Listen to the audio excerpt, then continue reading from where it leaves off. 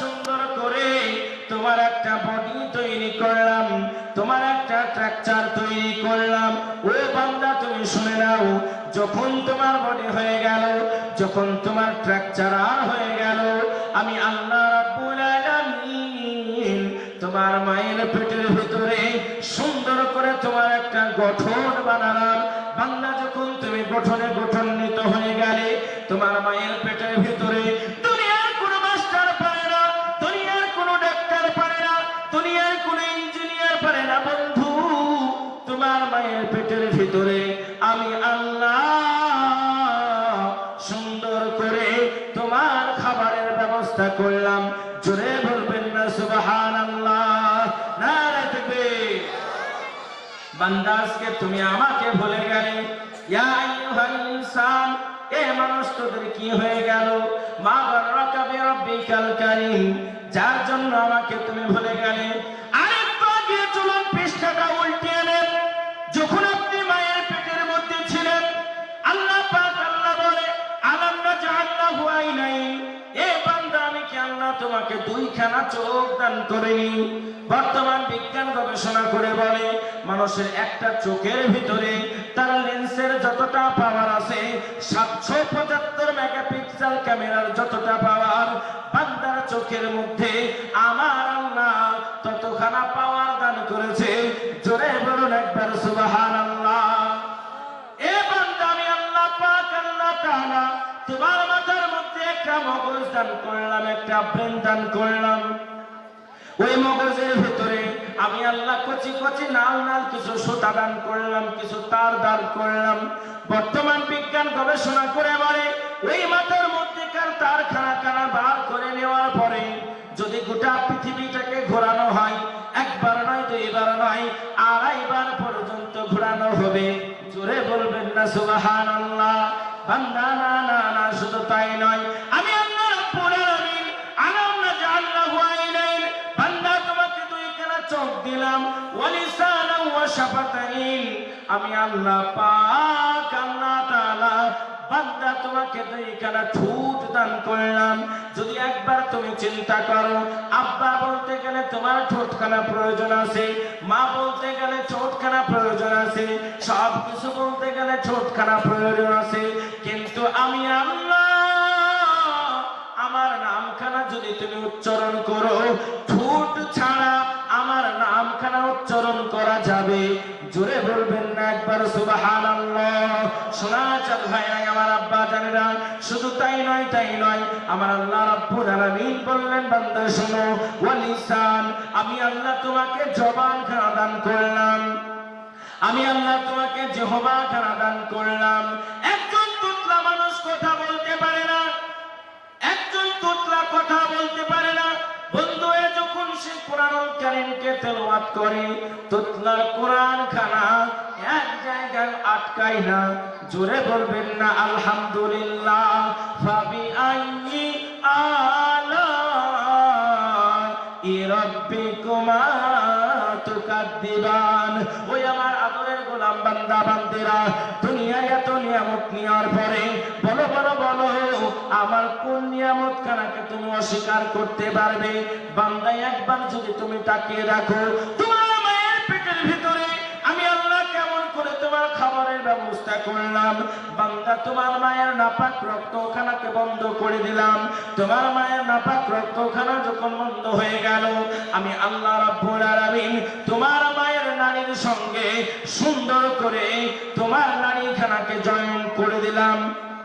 বান্দা তোমার নারীখানা যখন জয়েন্ট হয়ে গেল, আমি আল্লাহ তোমার এত বড় কুদরত আল্লাহ, আমি আল্লাহ পাক তোমার মায়ের নারীর সঙ্গে বিনা অপারেশনে বিনা সার্জারিতে আমি আল্লাহ তোমার জন্য সুন্দর করে একটা খাবারের ব্যবস্থা করলাম। বান্দা শুনে রেখে দাও, জেনে রেখে দাও, তোমার মা একদিন নয়, 2 দিন নয় রে বান্দা, 10 মাস 10 দিন কত কষ্ট করে তোমাকে পেটের মধ্যে নিয়ে তোমার মা কত কষ্ট করে। ডান দিকে শুতে পারে না তোমার মা, তুমি বাম দিকে লাত মারো, তোমার মা বাম দিকে শুতে পারে না, তুমি তল পেটে লাত মারো। তোমার মায়ের এত কষ্ট, এত যন্ত্রণা, আমি আল্লাহ তোমার চেহারার মধ্যে এত এত কুদরত দান করলাম, তোমার চেহারার মধ্যে এত মায়া দান করলাম, তুমি যখন দুনিয়ার জমিনে ভূমিষ্ঠ হলে তোমার মা শত কষ্ট শত বেদনাকে সেকেন্ডের মধ্যে ভুলে গেল। জোরে বলবেন না সুবহানাল্লাহ, নারে তাকবীর। তাহলে আমার আল্লাহ তাআলা বললেন, বান্দা এবার আমি তোমাকে প্রশ্ন করলাম, বলো বলো বলো আমার কোন নিয়ামতটা অস্বীকার করতে পারবে? এজন্য চাপড়া জেলার ভাইরা, আপনাদের চাপড়া নদিয়া জেলার ভাইরা, আপনাদেরকে আমি মুখলেসুর রহমান জানিয়ে দিতে চাই, আজকে পৃথিবীর জমিনে যদি আপনি একটিবার তাকিয়ে দেখেন, আপনি কতই না গুনাহ করেছেন, পাহাড় সমান গুনার বোঝা আপনার মাথার উপরে রয়েছে রে বাবা। আজকে এত গুনাহ করার পরেও আমার আল্লাহ বলে, বান্দা তোমরা শোনো, তোমরা এত গুনাহ করার পরে আমি আল্লাহ তোমার এত বড় রহিম, এত বড় রহমান, এত বড় কুদরতওয়ালা, আমার কাছে বান্দা যদি তুমি একবার দণ্ডমান হয়ে যাও, আমার কাছে তুমি যদি একবার দাঁড়িয়ে যাও, বাবা আমার ব্যক্তিগত কথা না, মুসলিম শরীফের প্রথম খণ্ড 170 নম্বর পৃষ্ঠায় একটা হাদিস আছে, বর্ণনাকারী আবু হুরায়রা রাদিয়াল্লাহু তাআলা আনহু, বিশ্বনবীর সাহাবা হযরত আবু হুরায়রা রাদিয়াল্লাহু তাআলা আনহু বলে, বান্দা যখন দুনিয়ার বুকে এমন একটা আমল আছে যে আমলখানা করলে পারে বান্দার সঙ্গে আল্লাহর ডাইরেক্ট কথা হয়ে যায়, জোরে বলা যায় না সুবহানাল্লাহ, নারে তাকবীর। নবীর সাহাবারা চিৎকার করে বললেন, হুজুর কি এমন আমল দুনিয়ার জমিনে আছে যেটা আল্লাহর সঙ্গে ডাইরেক্ট কথা হয়? আমার আল্লাহর নবী জানিয়ে দিলেন, বান্দা বান্দি যখন ওযু করে, ওযুখানা করার পরে যাই নামাজের মধ্যে দাঁড়িয়ে যায়, যাই নামাজের মধ্যে দাঁড়ানোর সঙ্গে সঙ্গে বান্দা যখন বলে আলহামদুলিল্লাহি রাব্বিল আলামিন, আমার আল্লাহ পাক আল্লাহ তাআলা ডাক দিয়ে বলে, ওগো আমার বান্দা বান্দেরা, তুমি আমার প্রশংসা কেন আদায় করলে, তুমি আমার শ্রেষ্ঠত্ব কেন আদায় করলে? বান্দা যখন বলে আর রহমানির রহিম, আমার আল্লাহ বলে, বান্দারে তুমি আমার মহত্ব খানা আদায় করলে। এমন করে বান্দা যখন বলে গায়রিল মাগদুবি আলাইহিম, আমার বিশ্বনবী বলে, বান্দার সঙ্গে যদি ফেরেশতার আমিন খানা মিলে যায়, আমার আল্লাহ পাক আল্লাহ তাআলা বান্দার জীবনের তামাম গুনাহখানাকে মাফ করে দেয়। জোরে বলবেন না একবার সুবহানাল্লাহ। এই আমলখানার নাম হলো নামাজ। আজকে পৃথিবীর বুকে আমরা মুসলমান অনেকে আমরা নামাজখানা পড়তে যাই না, আমরা নামাজখানা পড়তে পারি না, কিন্তু বিশ্বনবী সাল্লাল্লাহু আলাইহি ওয়াসাল্লাম বললেন, আমার উম্মতের ভিতরে এমন একটা আমল রয়েছে, আমার উম্মতগুলি যদি দৈনন্দিন একবার নয়, দুইবার নয়, 5 বার নামাজখানা আদায় করে, আমি মায়ার নবী জানিয়ে দিলাম, কিয়ামতের মহা ময়দানে মুসিবতের দিনে সূর্যখানা যখন মাথার নিকটে চলে আসবে, মাথার মগজখানা যখন টকবক টকবক করে ফুটতে থাকবে, কারো ঘাম হবে হাঁটু পর্যন্ত, কারো ঘাম হবে মাজা পর্যন্ত, কারো ঘাম হবে গলা পর্যন্ত, মানুষেরা নাফসি নাফসি নাফসি করে ছুটে বেড়াবে। এমন তো অবস্থাতে কিছু সংখ্যক মানুষকে 70,000 জাহান্নামের ফেরেশতারা টানতে টানতে টানতে টানতে তাদেরকে জাহান্নামের দিকে নিয়ে চলে যাবে।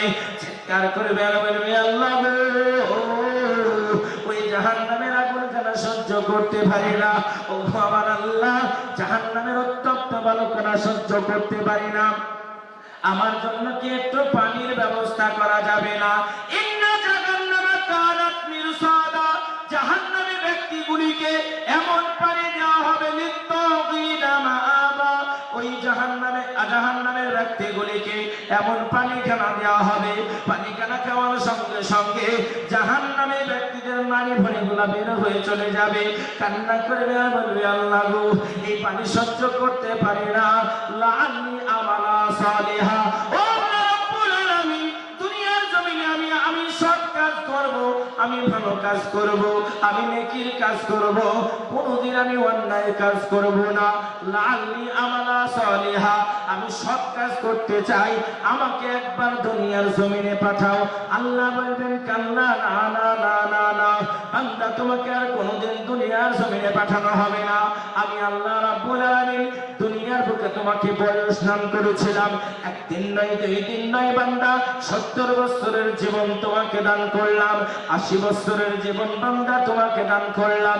70, 80, 100 বছরের জীবনে বান্দা তুমি তোমার জীবনটাকে কোন কাজে তুমি অতিবাহিত করেছো একবার যদি লক্ষ্য করা যায় আমার আব্বা জানেরাম, আমরা এমন একটা জায়গায় পৌঁছে গিয়েছি, আস্তে আস্তে আস্তে আস্তে আমরা মুসলমান হওয়ার পরেও আমাদের কালচারখানাকে আমরা ইহুদির সঙ্গে মিশেছি, আমরা খ্রিস্টানের সঙ্গে মিশেছি, আমাদের ব্যবহারখানাকে আমরা আজকে অমুসলিমদের সঙ্গে মিশে দিয়েছি।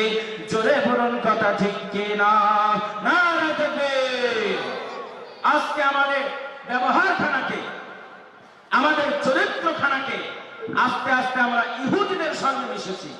আজকে মুসলমানের সন্তানেরা হ্যাপি নিউ ইয়ার, ইংরেজি নববর্ষ দিনের মতো নিকৃষ্টতম দিন, যেখানে শিয়াল মরে যায় শীতের যন্ত্রণায়, কুকুর মরে যায় শীতের যন্ত্রণায়, সারা রাত্রিতে আজকে আমার সোনার যুবকেরা হ্যাপি নিউ ইয়ারের মতো নিকৃষ্টতম দিনকে সারা রাত্রিতে মাঠে ময়দানে তারা গান আর ডিজে বক্স বাজিয়ে সারা রাত্রি তারা খ্রিস্টানদের মতন হ্যাপি নিউ ইয়ার উদযাপন করে। আমার সোনার যুবকেরা, জোরে বলেন কথা ঠিক বললাম না ভুল বললাম? এই কথা বলে না, ঠিক বললাম না ভুল বললাম? আজকে আমার যুবকেরা এমন করে আপনার বিভিন্ন অন্যায় কাজে হ্যাপি বার্থডের মতন নিকৃষ্টতম দিনগুলি তারা পালন করে। শুধু তাই নয়, আমার সোনার যুবকেরা আজকে যত রকমের অশ্লীল কাজ, যত রকমের নোংরায় কাজ, মেলায় খেলায় টাইম দিয়ে তাদের জীবনটাকে তারা বরবাদ করে দিচ্ছে। কিন্তু আল্লাহ রাব্বুল আলামিন বললেন ওয়া আন উমরিহি, আমি আল্লাহ তোমাকে যে বয়স দান করলাম এই বয়সখানাকে তুমি কোন কাজে অতিবাহিত করেছো? সোনাচাঁদ ভাইয়েরা, সম্মানিত ভাইয়েরা আমার, এমন করে যখন আপনি হতভম্ব হয়ে যাবেন, আপনার যখন কোনো সিস্টেম যখন থাকবে না, আপনি হতভম্ব হয়ে যাওয়ার পরে আপনি কান্না করবেন আর বলবেন আল্লাহ গো, আমি আর একবার দুনিয়ায় আসবো। আল্লাহ বলবে কখনো তোমাকে দুনিয়াতে পাঠানো হবে না, আমি আল্লাহ তোমাকে বয়স দিয়েছিলাম, হায়াত দিয়েছিলাম, তুমি আজকে কোন কাজে অতিবাহিত করেছো তার উত্তর জানিয়ে নেব। এজন্য আমি বলবো সম্মানিত আমার ভাইয়েরা, আজকে আমি বলেছিলাম পৃথিবীর বুকে আমরা এত কম্পিত হওয়ার কারণ হলো একখানায়। আল্লাহ বললেন ইন কুনতুম মুমিনিন, যদি তোমরা মুমিন হয়ে যাও তোমাদের ভয় থাকবে না, তোমাদের চিন্তা থাকবে না, তোমাদের টেনশন থাকবে না। আমি আপনাদেরকে বলেছিলাম আমরা কেমন ভাবে দুনিয়ার জমিনে আসলাম, আল্লাহ তার প্রত্যেকটা বর্ণনা পবিত্র কোরআনের মধ্যে বর্ণনা করলেন। আমার সোনাচাঁদ ভাইয়েরা, আমি আপনাদেরকে বলতে চাই, আসুন পৃথিবীর সমস্ত জটিলতাকে ছেড়ে দিয়ে আজকে বেঈমানেরা চাইছে ভারতবর্ষের বুকে, ভারতবর্ষে হিন্দু মুসলিমদের মধ্যে ঐক্য সম্প্রীতি আমরা নষ্ট করে দিব। কিন্তু বন্ধু, না না না না না, এই ঐক্য সম্প্রীতি আমরা নষ্ট করব না।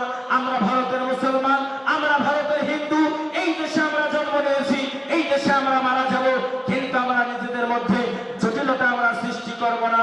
মুসলিম মরা সিংহের জাতি, মুসলিম মরা সিংহের জাতি, কাউকে করে না ভয়, মাথায় মোড়া বেঁধেছি কাফন, এটাই আমাদের পরিচয়। নারায়ে তাকবীর। সম্মানিত ভাইয়েরা আমার, আমার প্রিয় ভাই, আন্তর্জাতিক খ্যাতি সম্পূর্ণ মুফাসসিরে কোরআন, আমার প্রিয় ভাই, সুদূর বাংলাদেশ থেকে আপনাদের কাছে এসেছেন। আমি ডোমপুকুর এলাকায় ওয়াজ করেছি, পিতাম্বরপুর এলাকায় ওয়াজ করেছি, অনেকে